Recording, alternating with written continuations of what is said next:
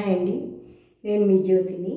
మీకు ఒక విషయం చెప్తామని ముందు మీకు జంట స్వరాల్లో 8వ జంట స్వరం చెప్తానండి. మధ్యలో మీకు అంటే మామూలుగా మీకు ఒక తెలియని విషయాన్ని మీకు చెప్దామనుకుంటున్నాను. మీరు మొత్తం వీడియో అంతా చూడండి, ఓకేనా అండి? మనము 8వ జంట స్వరము పాడుకుందాం.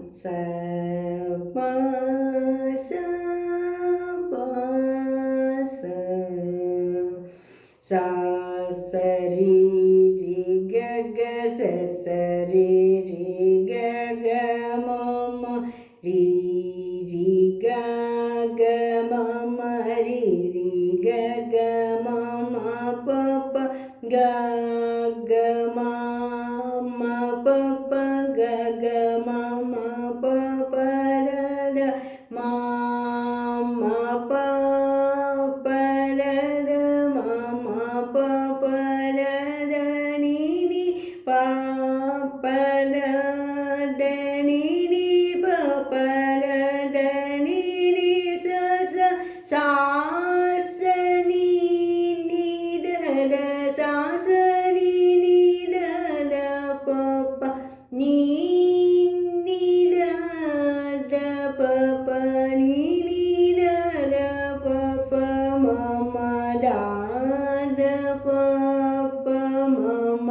దాన ప ప మ మ గ గ ప ప మ మ గ గ ప ప మ మ గ గ రి రి మ మ గ గ రి రి మ మ గ గ రి రి స స.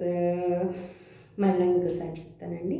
సా సరి రి గ గ స సరి రి గ గ మ మ రి రి గ గ మ మ రి రి గ గ మ మ ప ప గ గ మ మ ప ప గ గ మ మ ప ప ర ర మ మ ప ప ర ర మ మ ప ప ర ర ని ని ప ప ర ద ని ని ప ప ర ర ని ని స స సా స ని ని ర ర సా స ని ని ర ర ప ప ని ని ర ద ప ప ని ని ర ర ప ప మ మ దా ద ప ప మ మ దా ర ప ప మ మ గ గ ప ప మ మ గ గ ప ప మ మ గ గ రి రి మ మ గ గ రి రి మ మ గ గ రి రి స స. ఇంకోసారి చెప్తానండి, ఎందుకంటే షడ్జమానికి దీర్ఘము రిషభానికి దీర్ఘము వచ్చిందండి. సరిగమ అంటే షడ్జమము రిషభము గాంధారము పంచమము మధ్యమము దైవతము మధ్యమము పంచమము దైవతము నిషాదము. అందుకని మనం అట్లా మాట్లాడుకోవాలి. షడ్జమానికి సాకి మనకి ఆకారం వచ్చింది, రిషభానికి కూడా మనకి దీర్ఘం వచ్చింది. దీర్ఘం వస్తే ఇంకొక స్టెప్ పడుతుంది అనమాట మనము ఆది తాళం వేసేటప్పుడు. అందుకని మనము ఫస్ట్ కాలంలో ఇంకా కొంచెం స్లోగా పాడుకోవాలి. ఇంకొకసారి మీకు పాడి వినిపిస్తాను. సా సరి రి గ గ స సరి రి గ గ మ మ రి రి గ గ మ మ రి రి గ గ మ మ ప ప గ గ మ మ ప ప గ గ మ మ ప ప ర ర మ మ ప ప ద ద మ మ ప ప ర ర ని ని ప ప ర ద ని ని ప ప ర ద ని ని స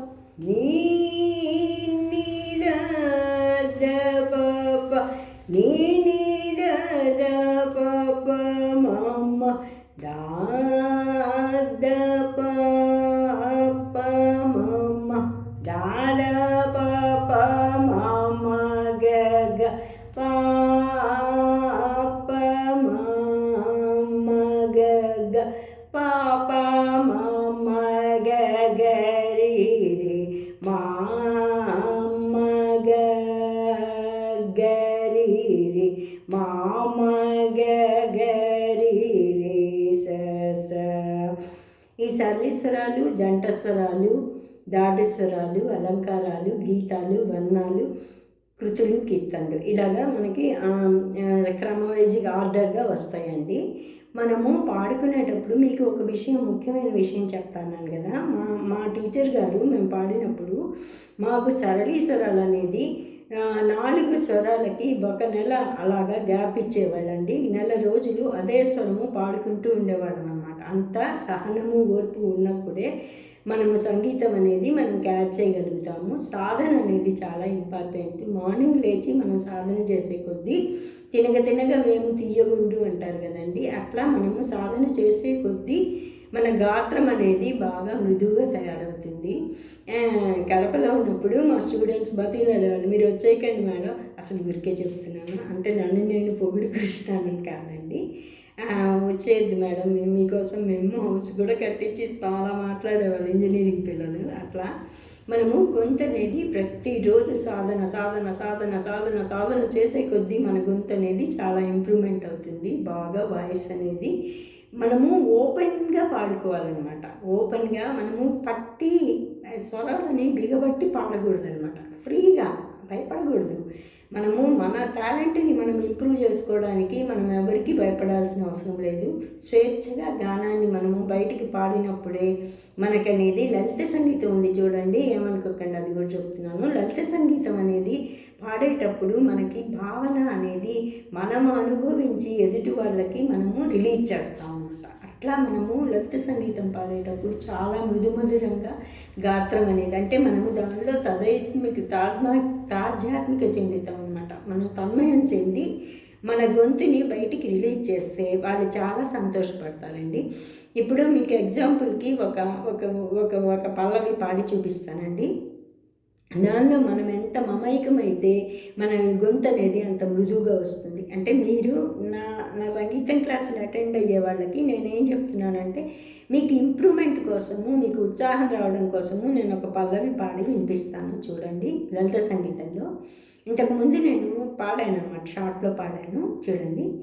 అమ్మ దొంగ నిన్ను చూడకుంటే నాకు బెంగ, అమ్మ దొంగ నిన్ను చూడకుంటే నాకు బెంగ, కొంగట్టుకు తిరుగుతూ ఏవో ప్రశ్నలు అడుగుతూ, నా కొంగట్టుకు తిరుగుతూ ఏవో ప్రశ్నలు అడుగుతూ, కళమని నవ్వుతూ కాలం గడిపే నిన్ను చూడకుంటే నాకు బెంగ. అంటే దానిలో మనము హావభావాలని వ్యక్తం చేస్తూ మన టోన్లో ఆ మృదుత్వాన్ని, ఆ తన్మయత్వాన్ని మనం అనుభవించి ఎదుటి వాళ్ళకి అనుభవింపజేస్తే వాళ్ళు తన్మయులవుతారండి. మన పాటను విని వాళ్ళు కూడా సంతోషపడతారు, వాళ్ళ మనసు కూడా ప్రశాంతంగా ఉంటుంది. సంగీతానికి మించిన సాధన ఇంకొకటి లేదండి. సంగీతం పాడుకుంటే మనశ్శాంతి వస్తుంది. మనశ్శాంతి వల్ల మనకు వచ్చే రోగాలు కొంచెం దూరం అయిపోతాయి. మెడిటేషన్తో సమానం సంగీతం కూడా అనమాట. కాబట్టి మనం పాడుకునే కొద్దీ మన గొంతులోని మాధుర్యాన్ని మనం అనుభవించి ఎదుటి వాళ్ళని అనుభవింపజేస్తాం. అది నేను చెప్పడానికి ట్రై చేశాను అనమాట.